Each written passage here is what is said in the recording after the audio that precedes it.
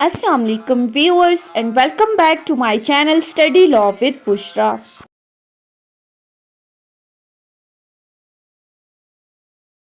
So in today's video we are going to discuss from section 5 onwards of Land Revenue Act 1967.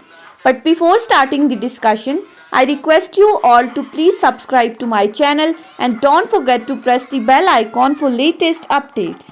Do share this video with your friends and don't forget to comment your feedback. So let's move towards the discussion. Last videos में हमने इस subject का intro देखा था और chapter 1 को discuss किया था जिसमें डेफिनेशन क्लॉज इंक्लूडेड थी। इस वीडियो के अंदर हम चैप्टर 2 को डिस्कस करेंगे जिसमें हमारे पास दो ही सेक्शन है, सेक्शन 5 और section 6। Basically chapter 2 deals with the topic of divisions and districts. अब सेक्शन 5 और 6 को वन बाय वन डिस्कस करते हैं। बहुत ही ज़्यादा इजी सेक्शन है। सबसे पहले आ जाते हैं सेक्शन 5 के ऊपर। Section 5 deals with the topic of province to be divided into divisions, कि एक सूबे को डिवीजन में डिवाइड किया जाएगा। अब सेक्शन क्या कहता है? There shall be as many divisions in the province with such limits and such areas as the government may by notification direct. अब सेक्शन 5 कहता है कि गवर्नमेंट एक नोटिफिकेशन के थ्रू ये डायरेक्शंस देगी कि एक सूबे को डिफरेंट डिवीजन्स में डिवाइड किया जाए, यानी कि नोटिफिकेशन के थ्रू एक सूबे को मुख्तलिफ डिवीजन्स में डिवाइड कर सकती है। उसके बाद आ जाते हैं सेक्शन 6 के ऊपर। सेक्शन 6 बहुत ही ज़्यादा इजी है। ये क्या बात करता है? Divisions to be divided into districts and districts into sub divisions etcetera. अब पहले हमने प्रोविंस को डिवीजन में डिवाइड कर दिया। ये सेक्शन क्या कहता है? Each division shall be divided into such districts and each districts may be divided into sub divisions और tehsils as the government may by notification specify and each sub divisions may consist of such tehsil and sub tehsil having such limit as the government may by notification direct. पहली बात, सूबे को हमने divisions में divide कर दिया। उसके बाद इस सेक्शन की पहली क्लॉज कहती है कि हर डिवीजन को फिर फर्दर डिवाइड किया जाएगा डिस्ट्रिक्ट्स के अंदर, जिलों के अंदर। जैसे हमारे पास हजारा डिवीजन है, मालाकंड डिवीजन है, इनको डिफरेंट डिस्ट्रिक्ट्स में, इनको जिलों में डिवाइड किया जाएगा। फॉर एग्जांपल एबटाबाद जिला जो है, मानसेरा जिला जो है, इनमें डिवाइड किया जाएगा।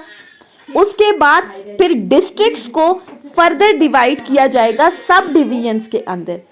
पहले आ गया डिवीजन, डिवीजन के बाद डिस्ट्रिक्ट्स, फिर डिस्ट्रिक्ट्स को कह रहे हैं फर्दर सब डिवीजन्स में या उनको डायरेक्ट तहसीलों में डिवाइड किया जाएगा जैसे गवर्नमेंट को ठीक लगता है, या फिर एक सब डिवीजन के अंदर डिफरेंट तहसीलें ऐड कर दी जाएंगी और सब तहसीलें जैसे भी गवर्नमेंट को मुनासिब लगता है वो एक नोटिफिकेशन के थ्रू ये डायरेक्शंस दे देगी कि डिवीजन को डिस्ट्रिक्ट में डिवाइड किया जाए, डिस्ट्रिक्ट्स को सब डिवीजन में या फिर डायरेक्ट तहसीलों में।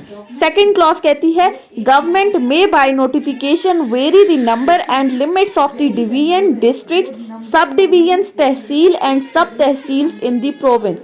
फिर फर्दर बता रहे हैं कि एक प्रोविंस को कितने डिवीजन्स या एक डिवीजन्स को कितने डिस्ट्रिक्ट या एक डिस्ट्रिक्ट को कितने सब डिवीजन्स में डिवाइड करना है, ये टोटली गवर्नमेंट ने डिसाइड करना है। सिंपली इस चैप्टर के अंदर बताया गया है एक सूबा है, सूबे को डिवीजन में डिवाइड करेंगे, डिवीजन को फर्दर जिलों में डिवाइड करेंगे, जिलों को फर्दर सब डिवीजन या तहसीलों में डिवाइड करेंगे डायरेक्ट, या फिर सब डिवीजन्स के अंदर डिफरेंट तहसीलें ऐड कर दी जाएंगी। उसके बाद आ जाते हैं चैप्टर 3 के ऊपर। चैप्टर 3 बात करता है appointment and powers of the revenue officers. अब इस चैप्टर के अंदर रेवेन्यू ऑफिसर्स के बारे में बताया गया है। सबसे पहले आ जाते हैं सेक्शन 7 के ऊपर। सेक्शन 7 बात करता है क्लासेस ऑफ रेवेन्यू ऑफिसर्स, यानी कि ये रेवेन्यू ऑफिसर्स की हायरार्की बता रहा है कि रेवेन्यू ऑफिसर्स को किस किस तरह से, किस टॉप पे कौन है, बॉटम पे कौन है, दरमियान में कौन है। सो सेक्शन 7 कहता है there shall be the following classes of the revenue officers, namely number 1 जो हमारे पास टॉप अथॉरिटी है वो रेवेन्यू बोर्ड है, board of revenue apex authority है। बोर्ड ऑफ रेवेन्यू के अंदर डिफरेंट मेंबर्स अपॉइंट किए जाएंगे। उनका जो सीनियर मेंबर होगा उसको कहेंगे senior member board of the revenue, SMBR। Revenue board के बाद फिर हमारे पास दूसरे नंबर पे आता है कमिश्नर। अब ये बिल्कुल उसी तरह से हायरार्की बता रहे हैं जैसे हमने पिछले चैप्टर में डिस्कस किया था। प्रोविंस को डिवाइड किया डिवीजन पे, तो प्रोविंशियल लेवल पे हमारे पास टॉप अथॉरिटी कौन है? Board of revenue. प्रोविंस के बाद हमने उसको डिवाइड किया था डिवीजन्स के अंदर, सो डिवीजन में जो टॉप अथॉरिटी है वो कौन होगा? वो कमिश्नर होगा। उसके बाद फिर डिवीजन को हमने डिवाइड किया था डिस्ट्रिक्ट्स के अंदर, तो डिस्ट्रिक्ट लेवल पे टॉप अथॉरिटी कौन होगी? कलेक्टर होगी। और ये जो कलेक्टर है इसकी पावर्स को कौन यूज करेगा? इसकी पावर्स को उस जिले का डिप्टी कमिश्नर यूज करेगा। फिर उसको डिस्ट्रिक्ट को हमने फर्दर डिवाइड किया था सब डिवीजन में या तहसीलों में। सो उसके बाद हमारे पास आ जाते हैं assistant collector of the first grade and assistant collector of the second grade. ये डिफरेंट ग्रेड्स के असिस्टेंट कलेक्टर आ गए। सो बेसिकली ये हायरार्की है रेवेन्यू ऑफिसर्स की। प्रोविंस लेवल पे board of revenue, division level पे कमिश्नर, डिस्ट्रिक्ट लेवल पे collector और फिर सब डिवीजन या तहसील लेवल पे असिस्टेंट कलेक्टर ग्रेड 1 और असिस्टेंट कलेक्टर ग्रेड 2। उसके बाद इसी सेक्शन की क्लॉज 2 क्या कहती है? The Deputy Commissioner of the district or the officers performing for the time being function as such shall be the collector। वही बात जो हमने ऊपर की कि कलेक्टर की पावर्स को कौन यूज करेगा? Deputy commissioner. फिर थर्ड में कहा गया the assistant commissioner shall be the in charge of sub division of the district, कि डिस्ट्रिक्ट को जब सब डिवीजन में डिवाइड किया तो उसका इंचार्ज कौन होगा? Assistant commissioner. उसके बाद आ जाते हैं सेक्शन 8 के ऊपर। सेक्शन 8 बात करता है appointment of commissioner and collector. अब ये जो सेक्शन 8 और 9 है ये सेक्शन 7 को फर्दर एक्सप्लेन करें, जो कि हमने ऑलरेडी सेक्शन 7 के अंदर ही डिस्कस कर लिया है।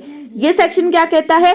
For each division there shall be a commissioner and each district there shall be a collector who shall be appointed by the government, who shall exercise throughout the division or district all the powers and discharge all the duties of commissioner or collector as the case may be। Her division के अंदर एक commissioner को appoint किया जाएगा। वही बात जो section 7 में हमने हायरार्की को डिस्कस करते हुए कहा। फिर इसी तरह हर डिस्ट्रिक्ट में हमारे पास टॉप अथॉरिटी कौन होगी? एक कलेक्टर होगी। इन दोनों को अपॉइंट कौन करेगा? इन दोनों को अपॉइंट करेगी गवर्नमेंट, और ये पूरे डिवीजन या डिस्ट्रिक्ट में अपनी पावर्स को एक्सरसाइज करेंगे। उसके बाद आ जाता है सेक्शन 9। सेक्शन 9 बात करता है appointment of the additional commissioners and additional collectors. अब इस सेक्शन में एडिशनल कमिश्नर और एडिशनल कलेक्टर की बात की गई है। सेक्शन 9 क्या कहता है?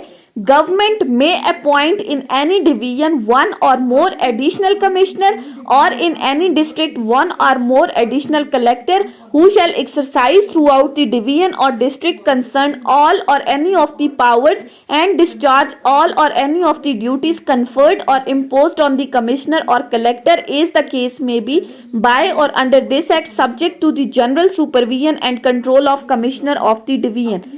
सेक्शन 9 कहता है कि गवर्नमेंट अगर तो उसको मुनासिब लगता है तो वो एक डिवीजन के अंदर एडिशनल कमिश्नर अपॉइंट कर सकती है और इसी तरह एक डिस्ट्रिक्ट के अंदर एक से ज्यादा एडिशनल कलेक्टर अपॉइंट कर सकती है, जो कि पूरे डिवीजन या डिस्ट्रिक्ट के अंदर कमिश्नर और कलेक्टर की पावर्स को एंजॉय करेंगी। यानी कि या तो उनको कमिश्नर या कलेक्टर्स की सारी पावर्स दे दी जाएंगी या कुछ पावर्स कमिश्नर की एडिशनल कमिश्नर को दी जाएंगी और कुछ पावर्स कलेक्टर की एडिशनल कलेक्टर को दी जाएंगी, जैसे भी गवर्नमेंट को मुनासिब लगता है। लेकिन इनको कंट्रोल कौन करेगा? इनको सुपरवाइज कौन करेगा? इनके ऊपर जो कंट्रोल होगा वो डिवीजन के कमिश्नर का कंट्रोल होगा। उसके बाद आ जाते हैं सेक्शन 10 के ऊपर। सेक्शन 10 बात करता है असिस्टेंट कलेक्टर की, जो हमने ऊपर हायरार्की में लास्ट पोजीशन पे डिस्कस किया था, असिस्टेंट कलेक्टर ग्रेड 1 और ग्रेड 2 की। सो सेक्शन 10 की क्लॉज 1 को देखें तो क्लॉज 1 कहती है गवर्नमेंट में appoint to each district as many assistant collector of the first and second grade as it may deem expedient, कि गवर्नमेंट जो है वो एक डिस्ट्रिक्ट के अंदर जितने चाहे वो उतने असिस्टेंट कलेक्टर ग्रेड 1 और ग्रेड 2 को अपॉइंट कर सकती है, जितने भी उसको मुनासिब लगे। फिर क्लॉज 2 कहती है गवर्नमेंट में place the revenue administration of sub division in a district in the charge of any assistant collector of the first grade appointed to that district and confer all or any of the powers of the collector on such officer under subsection 1 of section 16। अब इस clause 2 में कहा गया है कि government जो है वो किसी भी डिस्ट्रिक्ट के अंदर सब डिवीजन के रेवेन्यू एडमिनिस्ट्रेशन को असिस्टेंट कलेक्टर ग्रेड 1 की जगह पर अपॉइंट कर सकती है, और इस जो असिस्टेंट कलेक्टर की जगह रेवेन्यू एडमिनिस्ट्रेशन को अपॉइंट किया है, इनको कलेक्टर की सारी या कुछ पावर्स दे सकती है। उसके बाद क्लॉज 3 कहती है if any of the powers of the collector under this act are conferred on the assistant collector they shall be exercised by him subject to the control of the collector.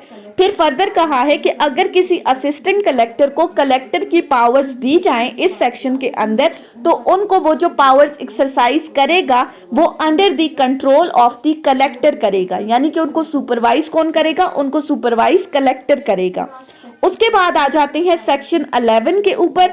Section 11 बात करता है तहसीलदार etcetera. अब तहसीलदार को किस तरह से define किया है?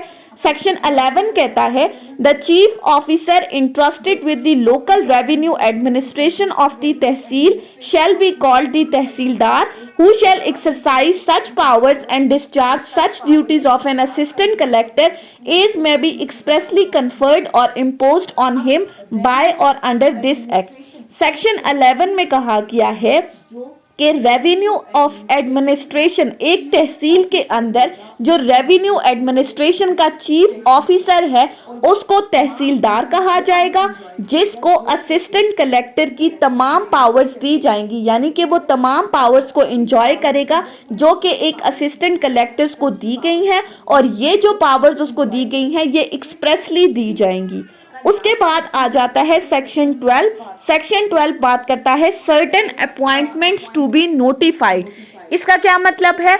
सेक्शन 11 कहता है The appointment of all the officers under this chapter shall be by notification, जो कि हम हर सेक्शन में डिस्कस करते आ रहे हैं कि इस चैप्टर के अंदर जितने भी पर्सन्स को गवर्नमेंट अपॉइंट करेगी, चाहे कमिश्नर है, कलेक्टर है, असिस्टेंट कलेक्टर है, उनको एक नोटिफिकेशन के थ्रू अपॉइंट किया जाएगा, यानी कि गवर्नमेंट के जितने भी ऑर्डर्स हैं वो थ्रू नोटिफिकेशन दिए जाते हैं। सो इसी तरह इन ऑफिसर्स की अपॉइंटमेंट भी थ्रू नोटिफिकेशन होगी। सो ये थी हमारी आज की डिस्कशन सेक्शन 5 से सेक्शन 11 के ऊपर। नेक्स्ट टॉपिक है एडमिनिस्ट्रेटिव कंट्रोल का, जिसको हम नेक्स्ट वीडियो में डिस्कस करेंगे इंशाल्लाह। सो आई होप कि आपको ये लेक्चर समझ में आया होगा, अगर आपने इस वीडियो को अटेंटिवली सुना है तो। अगर आपको ये वीडियो अच्छी लगी है तो इस वीडियो को लाइक करें, कमेंट करें और चैनल को ज़रूर सब्सक्राइब करें। Thank you so much for watching this video. Till then, अल्लाह हाफिज़।